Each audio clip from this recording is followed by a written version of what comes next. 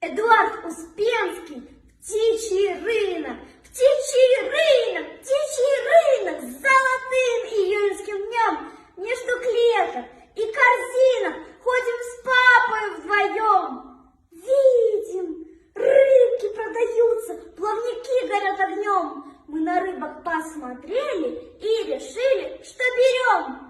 Раздавал котят бесплатно симпатичный продавец.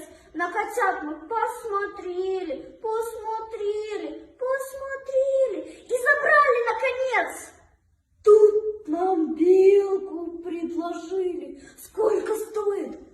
5 рублей. На нее мы посмотрели, посмотрели, посмотрели и забрали поскорей.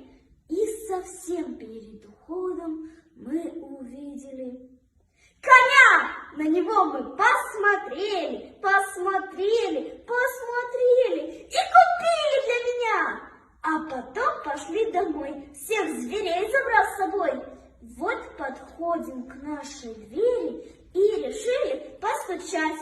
Мама в щелку посмотрела, посмотрела, посмотрела, посмотрела и решила не впускать.